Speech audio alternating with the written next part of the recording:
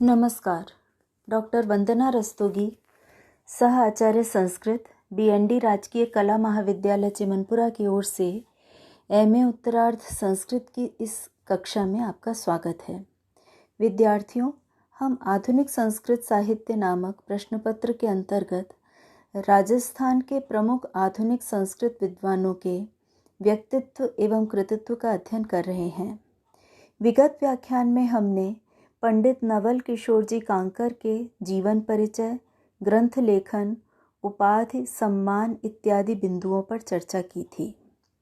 राष्ट्रपति पुरस्कार से सम्मानित महामहिमोपाध्याय, गद्य सम्राट जैसी गरिमामय उपाधियों से विभूषित नवल किशोर कांकर जी द्वारा विरचित प्रमुख कृतियों के वैशिष्ट्य का परिचय प्राप्त करने का आज हम प्रयास करेंगे। आपकी कृतियों में से निबंध संग्रह के अंतर्गत शास्त्र सर्वस्वम अत्यंत प्रसिद्ध एवं महत्वपूर्ण ग्रंथ है। आचार्य नवल किशोर द्वारा रचित इस निबंध संग्रह में शास्त्रीय ज्ञान से परिपूर्ण, सार गर्भित एवं वैदिष्यपूर्ण निबंध संकलित किए गए हैं।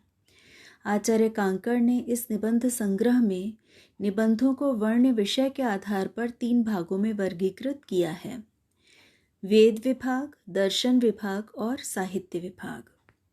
वेद विभाग में संकलित निबंधों में वेद संबंधी विभिन्न विषयों का नवीन शैली में विवेचन करते हुए वेद विज्ञान की प्रामाणिकता को स्पष्ट किया गया है। इस विभाग के प्रमुख निबंध हैं ऋषि विमर्श, यज्ञोपवीत विज्ञानम, वेदेषु वर्ण विभागः इत्यादि। दर्शन विभाग नामक द्वितीय विभाग में भारतीय दर्शन के गूढ़ रहस्यों का तार्किक विवेचन किया गया है। परमेश्वर, ब्रह्म, आत्मा, भारतीय दर्शनों की संख्या कितनी है, 3 है अथवा 6 है, इस प्रकार के विषयों का विशद विवेचन इस विभाग में आपके द्वारा किया गया है। भगवद गीता विषय का आपका निबंध यहाँ पर अत्यंत उल्लेखनीय है। तृतीय विभाग है साहित्य विभाग। इस निबंध संग्रह का ये सबसे विस्तृत विभाग है, जिसमें संस्कृत साहित्य शास्त्र के विभिन्न पक्षों के विषय में कांकर जी द्वारा लिखित निबंध संग्रहित हैं। काव्य स्वरूप, शब्द वृत्ति, रस महत्व, काव्य गुण, काव्य दोष, अलंकार इत्यादि के विवेचन संबंधी निबंधों में कांकर जी के साहित्य शास्त्र या काव्य शास्त्र विषय ज्ञान का परिचय मिलता है। इनमें साहित्यस्य सार्वभौम राज्यम नामक निबंध विशेषता उल्लेखनीय है, जो इस साहित्य विभाग का प्रथम निबंध है। आपकी विषयानुकूल गांभीर्य युक्त शैली अत्यंत प्रभावपूर्ण है।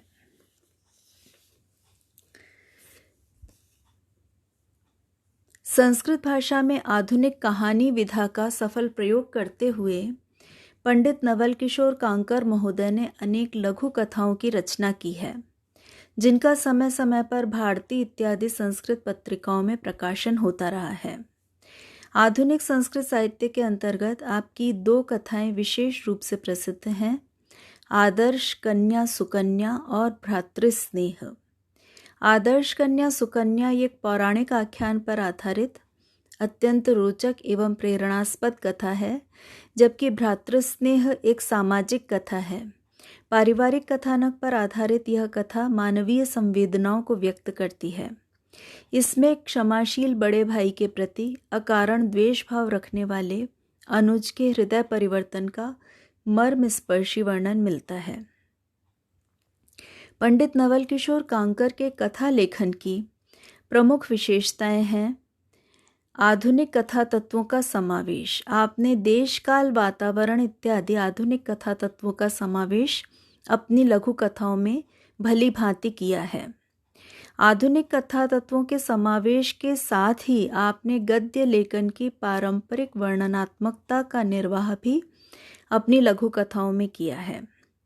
कथा पात्रों के अनुरूप व्यावहारिक संवाद, प्रभावशाली चरित्र चित्रण, रोचक कथा विकास और कथानकों में विषय वैविध्य, ये भी आपकी कथाओं की विशेषताएं हैं। साथ ही आपकी कथा वस्तुएं अत्यंत प्रेरक हैं, प्रेरणास्पद हैं, जो आपकी इन लघु कथाओं के प्रभाव को और भी अधिक व्यापक बना देती हैं। आपके द्वारा रचित कृतियों में यात्रा विलासम अत्यंत महत्वपूर्ण है। यह आचार्य नवल किशोर कांकर जी की सर्वाधिक प्रख्यात कृति मानी जाती है। इसका प्रकाशन 1973 में हुआ था। आधुनिक गद्य विधाओं के अंतर्गत इसे उपन्यास या यात्रा वृत्तांत कहा जाता है, किंतु स्वयं रचनाकार के अनुसार यह साहित्यिक गद्य काव्य है।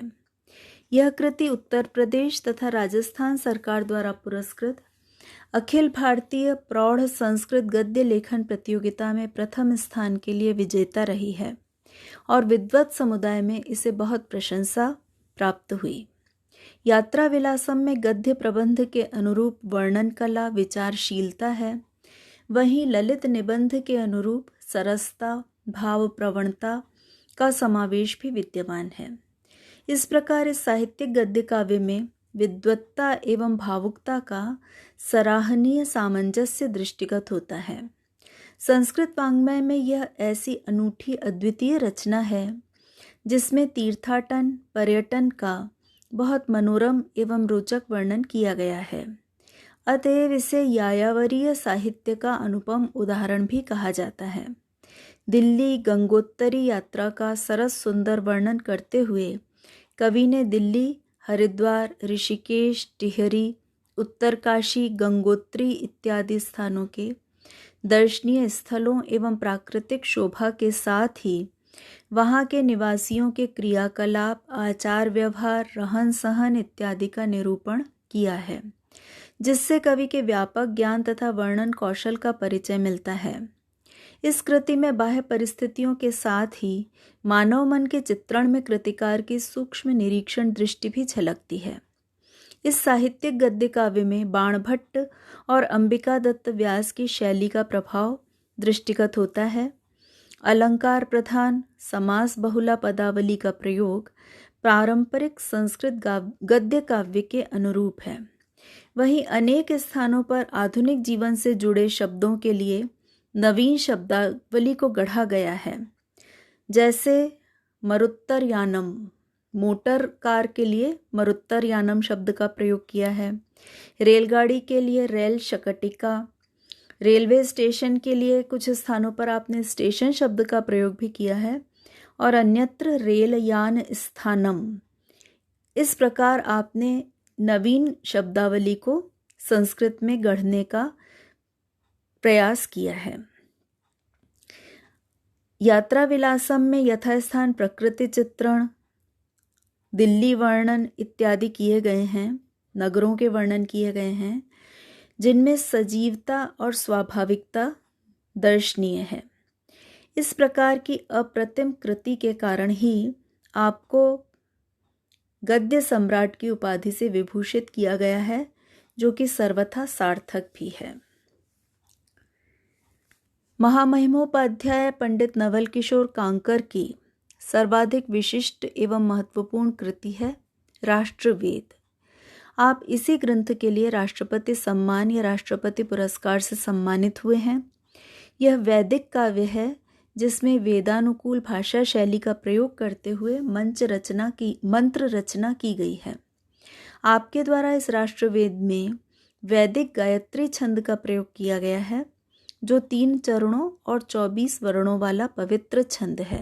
हम जानते हैं कि वेदों में भी इसी छंद का सर्वाधिक प्रयोग किया गया है और राष्ट्रवेद नामक अपने वैदिक काव्य में कांकर जी ने भी इसी छंद का अधिक प्रयोग किया है।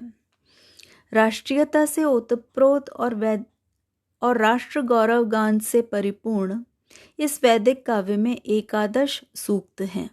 इन 11 सूक्तों में नवीन विषयों पर मंत्रों की रचना की गई है। इनमें से कतिपय उल्लेखनीय सूक्त हैं। भारत के राष्ट्रपति संबंधी सूक्त, जो कि 5वां सूक्त है। इसके अतिरिक्त महात्मा गांधी, पंडित जवाहरलाल नेहरू, इंदिरा गांधी, इनके विषय में भी सूक्त रचना आपके द्वारा की गई है। आपने राष्ट्रवेद के 9वें सूक्त के रूप में भारतीय कृषक संबंधी मंत्रों को रचा है और 10वां सूक्त अभीष्ट देवता से संबद्ध है। इन सभी सूक्तों में से जो सबसे महत्वपूर्ण सूक्त है राष्ट्रवेद का, वो है राष्ट्र सूक्त, जिसमें राष्ट्र गायत्री छंद में निबद्ध मंत्र का प्रयोग आपके द्वारा किया गया है। महो राष्ट्रस्य धीमहि वरियो द्युम्न वर्धनम धियस्तन्न प्रचोदयेत्। वैदिक परंपरा और नवीन उद्भावना का ऐसा समन्वय अन्यत्र दुर्लभ है। इसीलिए कांकर महोदय ऋषितुल्य ऋषिकल्प कहलाते हैं। पंडित नवल किशोर कांकर की अनुपम अप्रतिम कृतियों ने संस्कृत साहित्य को नवीन दिशा प्रदान की है। यात्रा विलासम जैसे लौकिक काव्य हों अथवा राष्ट्रवेद जैसे वैदिक काव्य, कांकर जी की बहुमुखी प्रतिभा प्रेरणा स्तंभ के समान सभी संस्कृतानुरागियों को सदैव मार्गदर्शन प्रदान करती रहेगी। आज की कक्षा में इतना ही। धन्यवाद।